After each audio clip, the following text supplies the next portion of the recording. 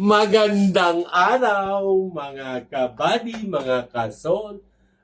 Bati muna, Kuya Bob. Magandang umaga po sa inyo. Good morning po mga ka-vlog.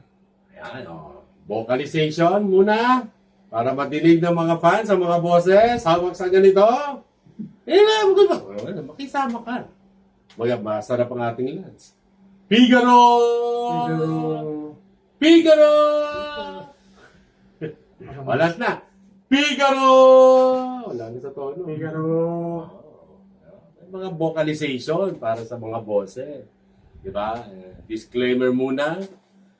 Kami po ay lahat ng aming sinasabi, ginagawa, nababanggit, ay pawang opinion lang namin tatlo.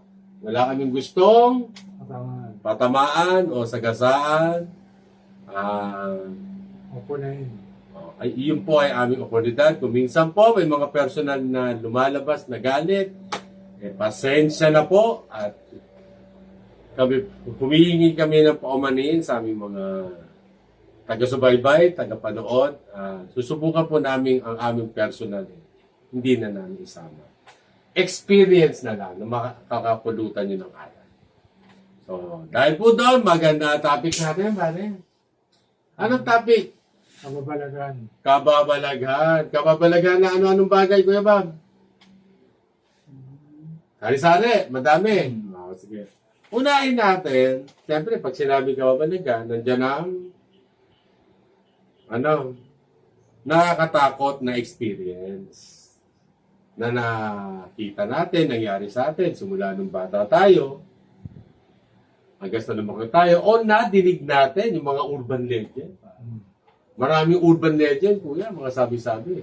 Katulad nung ahas sa Robinson, urban legend. Kababalaghan yun. Anyway, simulan mo. Paring Sol, ano yung nakakatakot na nangyari sa'yo nung simula bata ka?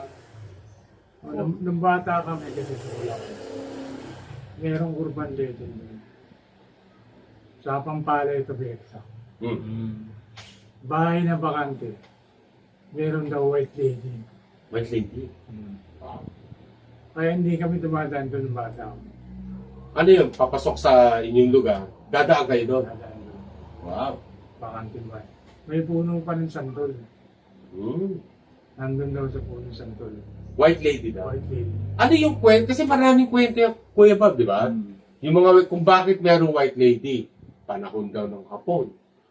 Merong nangyaring hindi kanais-nais doon sa babae. May mga narig. Oo, di ba? O kaya, ay kabali, yung white lady doon sa may sapang palay, ano siya? Ganun din ang kwento. Panahon ng hapon. Panahon ng hapon. Yung lupa niyon. Lupa ng mga old tenants yung tawagin. Talaga. Merong isang babae. Pinagsamantala ng hapon. Oh. Tapos pinatay. Doon inililibre sa puno ng santol. Sa puro na santol, tapos nagkaroon ng bahay. Wala pa yung bahay noon. Wala pa. Oh. Pero yung bahay luma na. Lumani ba? Panahon pa ng Kastila o panahon ng hapon. Amerikano. Amerikano. Marami ang white lady. Yung mga kwento, ha? O ikaw, Kuya Bob, anong naikwento sa'yo o naranasan mo nung personal? May bata pa. Nung nagkwento sa akin ng tatay ko nung namatay yung lola ko, Oh. dinalaw daw kami ng lola ko. Dinalaw kayo? Sino dinalaw? Yung tatay mo o kayo? Kami yung mga apo niya. Nakita niya? Nagumalaw daw yung kulambo. Nagkukulambo kasi naman dati. Anong araw kasi may mga kulit. Hinawi. Hinawi parang gano'n. Oh. Tapos nakita niya yung nanay niya, yung lola mo. Hindi naman nakita parang gumalaw daw. Gumalaw. Ako, napakadami kong experience yan. Merong white lady. Pero white lady, hindi ako nakakita. Ang nakita ko itim. A black lady. Ring. Meron doon, kinikilabutan na sa bahay ng pinsan ko, sa mga sumido, meron isang kwarto doon, hindi na gamit. Guest room ang tawag. Pusa, Alam mo yung pelikula alam nyo yung pelikula sa Regal Shacker, yung kung paring matanda na yung buhok? Oo, alam mo yun, di ba? Kilala yung artista na yun. Patay niya ata yung... Papatay na yun. Ganun ang nakita ko. Ang masakit, hindi sa kwarto na yun. Nag-ano kami, excursion sa may Batangas. Eh doon ako nanggaling sa may kwarto na yun. The night before, doon ako na tulog. Ano lang mo pare? Doon ako na tulog. Ngayon, nag-swimming na. Inuman, kain, etc. Nakatulog ako. Pagtulog ko, binangungot ako. Ang parang eksena, doon sa kwarto na yon, sa mga bahay ng mga sumido, tapos nandun yung white lady, ang sabi ko pa, ba't ka nandito? Nandun ka sa kwarto eh. Kumunod sa akin, parang. Nakatakot. Sa'yo? Oo, lumapit sa akin. Lumapit. Diba? Eh, ikaw ba pare? Ikaw magbalintagdan. White lady ka, ako, babae itim. Ito yung kanyang lola. Ikaw, Doon sa same spot sa my white lady. same spot. Doon pa rin. Meron namang pag madaling araw, may lumalabas na malaking aso. Uy, aso. Meron din ako niyan. Tuloy mo. Tapos yung malaking aso, dun sa lugar namin, wala namang ganung aso. Pero may mga nakakakita, malaki talaga. Kwento to. Tapos pagka hinabol nila, nawawala man. Sorry. Ako meron din ganyan experience, pero papanin ko muna school. Sige, ituloy mo. So, wala nakakita, hindi nila nahuli, hindi nila ano yun. Basta lumalabas. Mga anong oras sa gabi?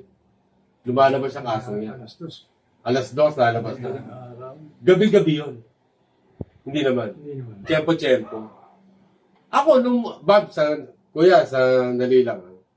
Nung maliit ako talaga nakita ko, musang. Hinabol ng mga baling matatanda.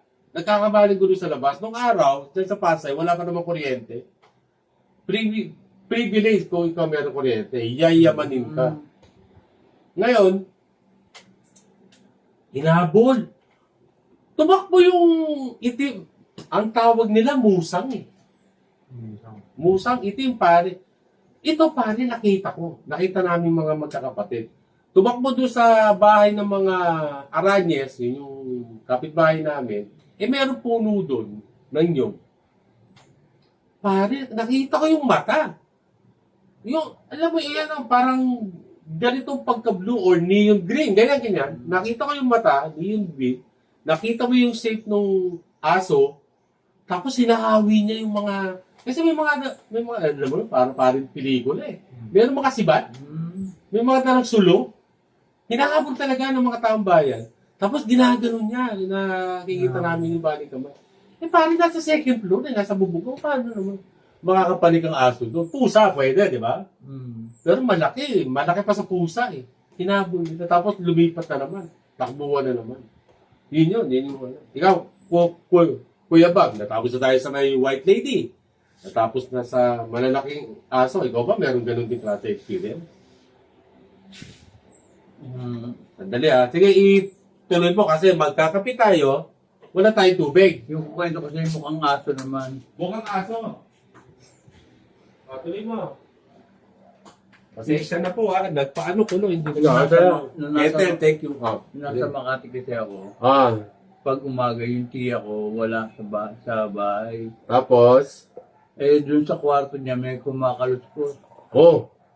Kaya hindi siya, parang may mga daga sa loob ng kwarto. Ito, ikaw to, nakita mo mismo. Tapos? Narinig ko lang yung tapos ginawa ng kapatid kong bunso, sinilip niya kung ano gumagalaw doon sa loob ng kwarto ng tiya ko. Tapos? Alam ko sino nando doon. Tapos, sino? Nandun yung kapatid kong pulis. Meron ginagawang kababalagan. Ninakaw niya yung mga coins na antik doon sa kwarto. Kababalaghan din yun. Di ba? Tapos kunyari nagdadal siya ng Nakaluhod. Kasi katatapos lang niya nakawin yung mga coins. Pero meron palang ibang kababalaghan na ginagawa. Eh, noon pa, magnanakaw na yun. Huwag naman na. Ganun talaga. Tapos ngayon, Pilyo. Yan ang ginawang kapilyo. Anyway, ako dadagdagan ko pa. So yun yung musang, yun yung sa bahay ng pinsan ko. Pare, noong ako'y nag-caregiver sa Amerika, iba ang iba ang Pati ba sa US meron ba? meron, pare, malupit doon. Pare doon, nakita ko talaga, personal. Kasi nasa sala ako na tulog, yung baling kasama kong katrabaho dun sa kwarto, ako dun ako sa may sofa bed, pare. Pare yung paring, anong tawag doon?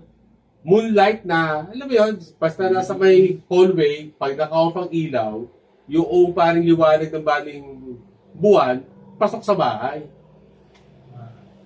Pag ako pumihit sa kaliwa, kita ko yung hallway. Pag sa kanan, siyempre, ding-ding. Pihit ako sa kaliwa. Pag pihit ko sa kaliwa, may nakatayo. Kitang-kita yung korte. Kitang-kita talaga yung korte ng ng baling tao. Malaking tao. Anino? Sabi ko, sino to? Wala naman tao doon. 6 yung aming pasyente, nakabaligana. Yung aking kasamahan na doon sa kwarto, tulog na. Naghihilip na. Dadalawa kaming Pinoy. Sabi ko, iba to. Imposible makatayo yung mga baling pasyente. Dahil puro hospice na. Ito pinakabaling malupet. Gising ako Pare, tumakbo. Palapit sa akin. Tapos dumaig. Tinalulan ako, dumagan sa akin. Ramdam ko yung bigat. Poltergeist. Poltergeist. Ibang klase multo doon, pare. Tapos, Tapos, nagpapapalag ako. tao talaga yung tsura niya. Tao. Korting tao, tapos daramdam ko yung bigat. Yun yung una niya. Pinangalanan ko na nga, si Johnny. Lalaki. Parang ito yung malupit. Di ginagawa ko, hindi na ako pipihit sa kaliwa. Natakot na ako nung mga sumunod na mga gabi. So, lagi ako nasa kanan. Kung matulog, ganon. Ito parang malupit. Yung kama, ito kama. Kapalang, kutsyon, siyempre, US made. Sa Amerika. Pusap, tulog na naman lahat. Alam mo, nakabaling pwesto na sa mga pwesto nila. Pare, uupo. Tatabi sa akin. Ramdam ko yung bigat. Poltergeist. Ay, ang lupit, no? Si Johnny. Johnny, you stay there. Pare, hanip yun. Meron pa isa yun. Bayo Habang na gano'n kaisip. Sa bahay naman to, nung aking alagang, si Mama Alicia. Puerto Rican yan, one-on-one job ko, sideline. Pare, nakano ko higa, doon sa isang kwarto. Kasi one-on-one siya, dalawa lang kami sa bahay. Wala kami iba kasama. Siya nandun sa kanyang kwarto. Ako nandun sa isang room. Kwarto dati ng kanyang anak.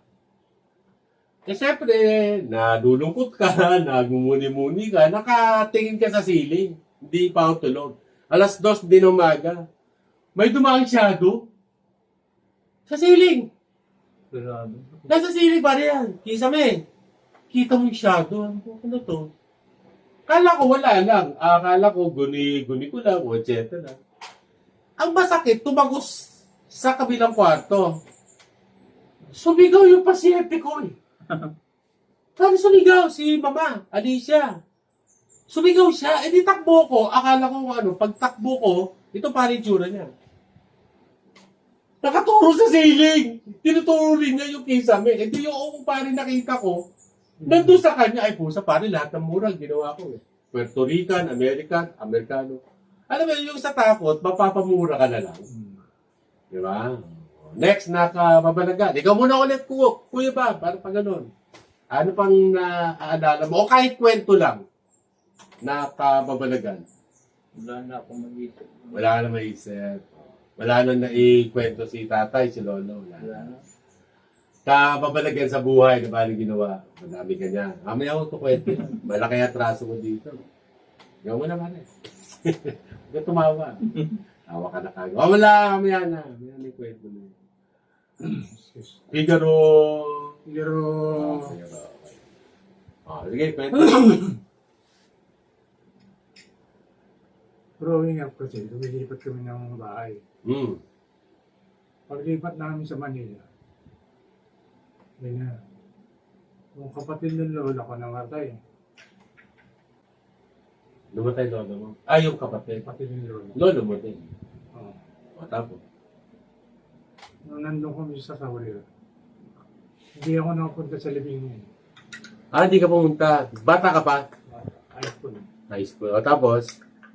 Kasi music pa rin mga ito ko. Hmm. Nung nandun ako sa Sapado na ako doon, Oh. nagising ako. Kasi yung lampshade, nakatayo. Pero madilim kasi nung Tapos? pag bumulat ng mata ko, ang tingin ko, si Lola Tinay. Lola mo. Oh, Hindi yun namatay. Yun namatay. Ah, yun namatay. O, tapos? Kaya nagsisiyo. Nagsisi kasi hindi ka nakapunta. Ah, dinalo. Oh. Ganun. Yung sabi ni Lola ko na buhay. Dinalo. Dahil hindi ako nakapunta sa libingan. Pinunta mo ka. Tinalo ako. Siya ang lumalo. O, ito. Nung may masmasan ako, nag-cross lang akong gano'n. Ipinagdasal mo. Nandito lang. Tama yun. Kasi first time. Oo. Kinabukasan, kinuwento ko kay Lola Placida. Oh. Sabi niya, dinalo ko naman kasi. Kasi hindi ka nakapunta. Kaya siya na lang. Kaya ano. Anyway, kape po. Mga kabady, mga kaso, tayo po yung magkape. Ang biskwit pagkatapos na kasi mahirap yung nasalita. Anyway po, sige, medyo, last na. Tapos meron tayong mapupuntahang kababalaghan sa buhay. Ito po, kwento kababalaghan, aside sa nakakatakot, yung ginawang kababalaghan sa buhay. Diba? Last na, ano pa bang kababalaghan na ano? Ito pare, sa akin personal. Personal. Ang pinaka, marami akong experience sa ganyan eh. Parang ako may third eye na eh. Which is, masama. Number one, sabi sa akin ng aking brother, may sinend siyang dasal. Pag nakakaramdam ka, nakakaranas ka ng ganyan, iwawaksi mo lang. At sasabihin mo lang, in the name of Jesus, by the blood of Jesus, I rebuke you. Diba? Binawaksi mo lang yan. Lumayo ka sa ngalan ni Jesus. Hindi ko kayo nire-recognize sa ngalan ni Jesus. Diba, Kuya Bob? Ganun ang sasabihin mo. Pero ang pinaka nakakatakot ko nakita na ako mismo talaga natakot na ako. Ito makalakalipas na buwan. Pare, meron lugar doon sa may kung saan ako tumira. Basta ka magsisiya, pitch black. Kasi pitch black. Wala kang makikita. Kasi zero. Dahil nagtitipid sa kuryente, hindi sila nag-o ng ilaw sa gabi. So, pag magsisiyar ako, kailangan ko magsiyar, dadaan ka doon sa parte ng bahay niya. Pitch black. Pare ito, from pitch black, ito pare, ganito kalapit. Pitch black. Magkukorte. Mukha. Ganyan kalapit sa akin. Pitch black, wala kasing itim, napakadilim. Mukha. Mukha ng demonyo. Yan. Harapan talaga. May sungay. Meron, face to face. Pero ang sungay niya, cute. Parang si Darth Maul lang. Ito. Pero pitch black, biglang yung mga lines sa mukha, Kita. biglang yun, highlight. Itim pa din, pero yung highlights niya, makikita mo. Hindi ang kinakatakot ko nung nangyayari hindi lang isang beses. At hindi ako lasing. Normal. Hindi ako puyat. Normal ako. Ang kinakatakot ko, alam mo ano, hindi ako natakot. Nasanay ka ng Hindi. Nung time na yon, that's the time na I am depressed. That's the time na malayo sa akin si Jesus. Hindi ako nagdadasal. That's the time na ayoko na lumaban sa buhay. That's the time na galit ako sa mundo. That's the time na galit ako sa pamilya ko, galit ako sa kaibigan ko. Yun bago pumunta rito. Bago ako dito pumunta, galit ako sa sarili ko. Ay, ganyan. Face to face. Tapos nakasmile. Ang kinakatakot ko, every time mangyayari sa akin, pare, ano yun ha? Halos every time pupunta ako sa baba. Hindi ako natatakot. Nung nangyayari na sa akin yun, lumapit na ako kay Jesus. I asked my brother, alam to ni brother, Brad, salamat sa prayer na ipinadala mo. I asked him, Brad, di ba nun meron kang prayer na ibinigay sa akin? Police. Hindi po. And he sent it to me. And I start praying again. I have accepted Jesus in my life again. Yakap ni Jesus. Niyakap ko ulit si Jesus. So kasi when I started praying it, wala na. Went away. Agad-agad. Kasi kasama mo na si Jesus. Ay, ikaw kuya ba? Ganun kwenta meron ko. O sige, di ba? Galing sa nakakatakot or nakakatakot ng bagay. Kahit di naman talaga necessarily aswang, multo. Yung isang parte ng buhay mo na natakot ka at bumalik ka, in-embrace mo si Jesus. Actually, wala nang di naman ako matatakoting tao kahit na nakita ko yung mga magulang ko namatay, tsaka yung lola ko. Namatay silang katabi ko. Talaga. Hindi ako natakot. Natapang ka talaga. Para kasi Andres. Iba. Atapang ka tao. Puto lang kamay. Naputo na kamay. Hindi natakbo. Naputo na braso. Hindi natakbo. Naputo na hita. Hindi atakbo. Naputo na. Okay. Abilis sa takbo. Atakbo at ulit. Atakbo at ulin.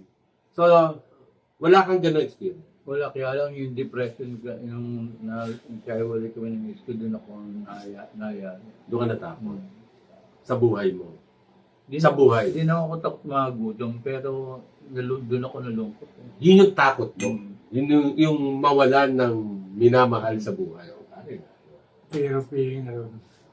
Kaya sama ka lagi dito sa akin. Kasi ito, samahan ng mga pogi. Kaya ko Lonely Hearts Club ba? Hindi, masaya to. Di ba? So yun, ikaw pare, anong parte ng buhay mo yung natakot ka? Kahit hindi kailangan mo. Takot ako nung... Nasa buwasan mo ba? Natakot ako nung muntik na mawuli. Mahuli. Kahit yung panahon pa.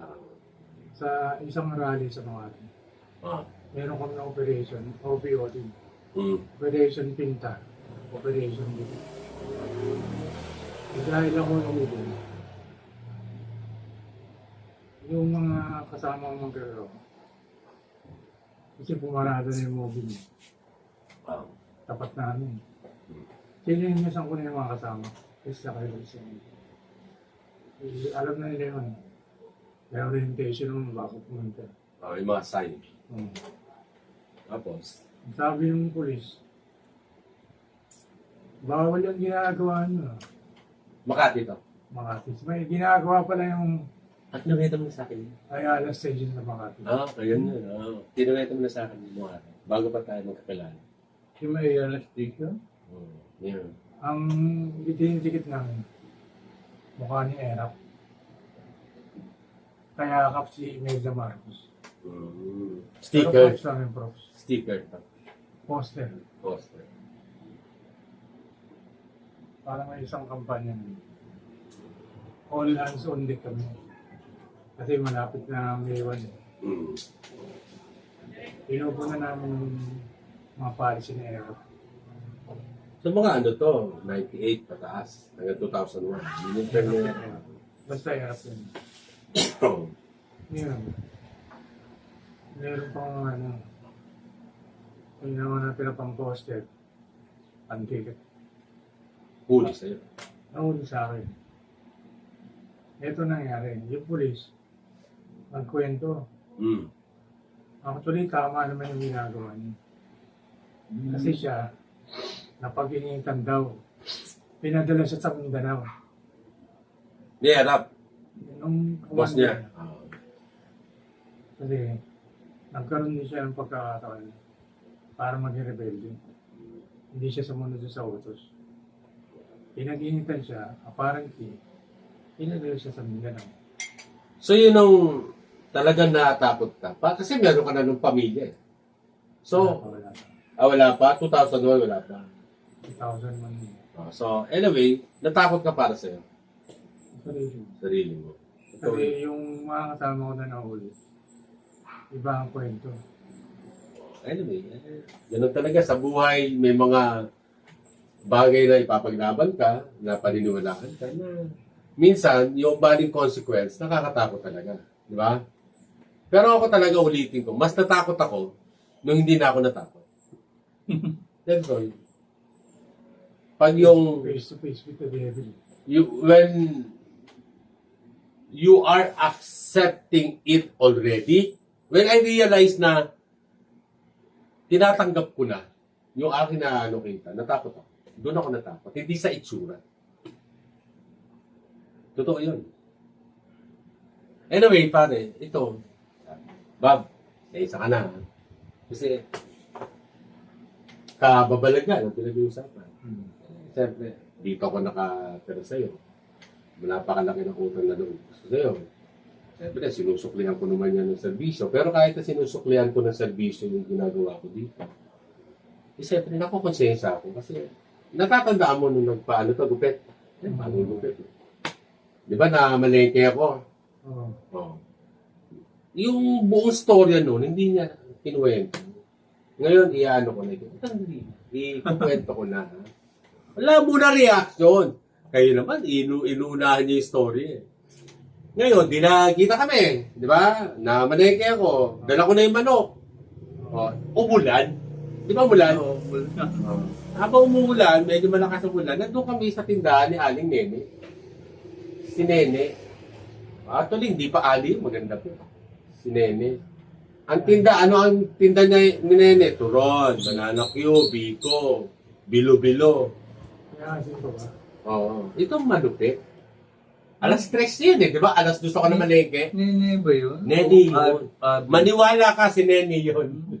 Ngayon, Tigil yan. anyway, umuulan, hindi kami makalusong. Wala namang pang tricycle. Mahal ng tricycle eh. Nakapamalengke na ako. May pera pala. Kasi nga may, di ba? Sino nagpaano dala? Yung pulis. Yung pulis. Sabi sa akin, Brad, merienda muna tayo. Pero huwag mo sabihin kay Jasa. Ano, iba yun ah. Ano. Tapos sinabi pa sa akin, sige, kumuha ka ng gusto mo. Kunin mo na yung gusto mong kainin. Ba. Wala naman kasi sabi. Tao, pare, sipin mo pinakain sa akin. Oh. Banana Q. Paborito ko banana Q eh. Okay. Paborito ko bilo-bilo.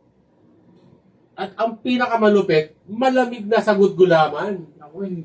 Wala naman. Tapos, si Nene o Nena, napakagandang bantay. Ang sabi ko sa akin, hindi natin pwedeng dalhin dito si Sol. Kasi baka unahan pa tayo kay Nene. Nene yun. Pero ko pangalan ng ano, tinderon si Abby. Nag-halo-halo na.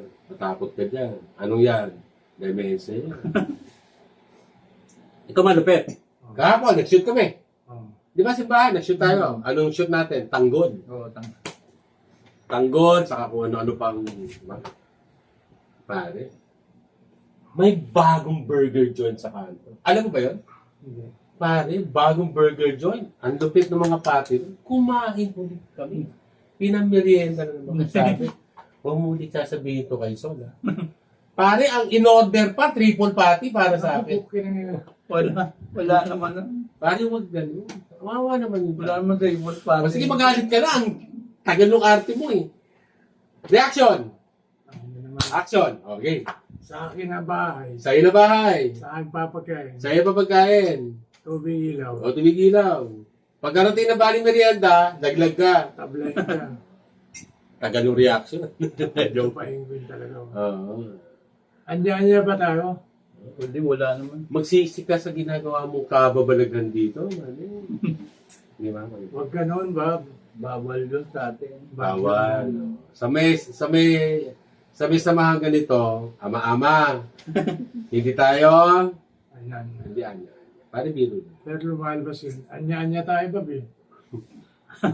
Pag kayo magme-merenda, kayo lang. Ayan. Kanina, ang ganda nung acting mo sa banyo nung nag-ano ka, practice eh. O, gawin mo na ngayon. Galit-galitan. Nawala. Ayan, galit na. Hindi naman po pwede yung gano'n. Huwag naman gayon. Huwag naman gayon. That is, sa totoo lang, nagmerienda kami. Pero wala si Nene.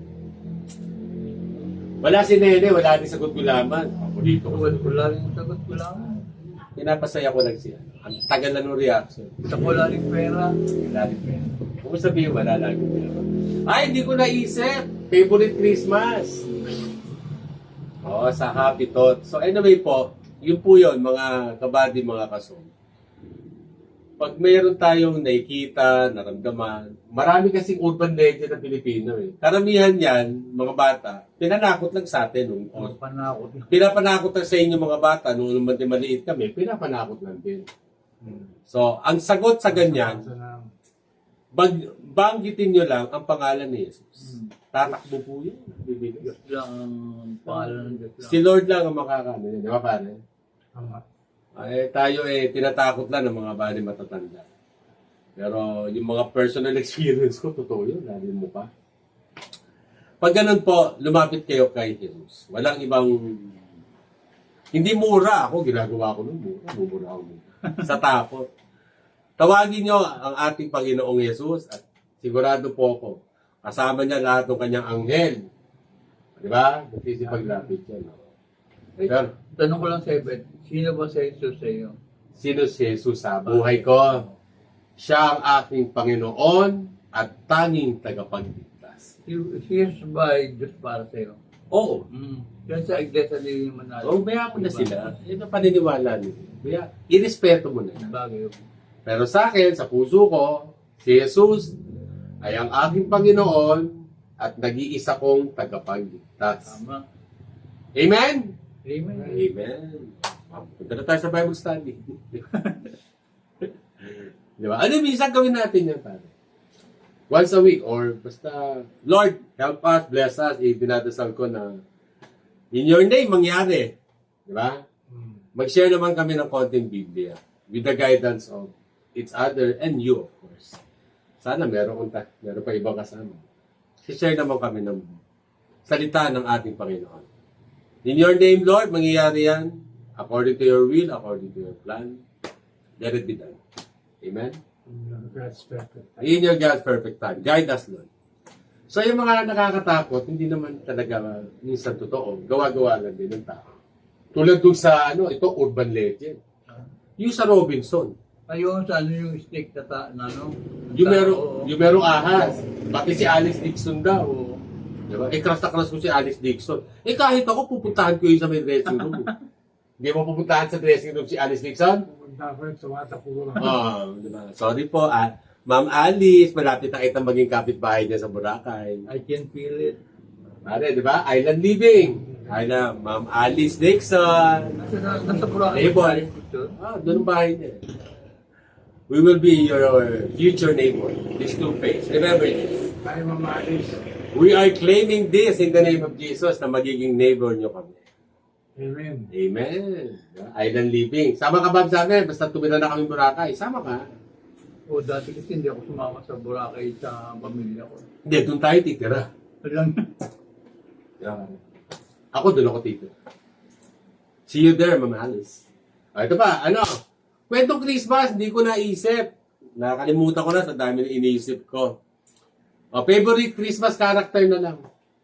Kahit sino, si Rudolph, example, si Rudolph. Favorite Christmas character na Western. O kahit na local. Sa Bilen, sinong pinaka-paborito mo? Ang daming tao doon, merong tupa. Siyempre, nandun si Mary, nandun si Mama Mary, nandun si Joseph, nandun si Jesus. O sino doon?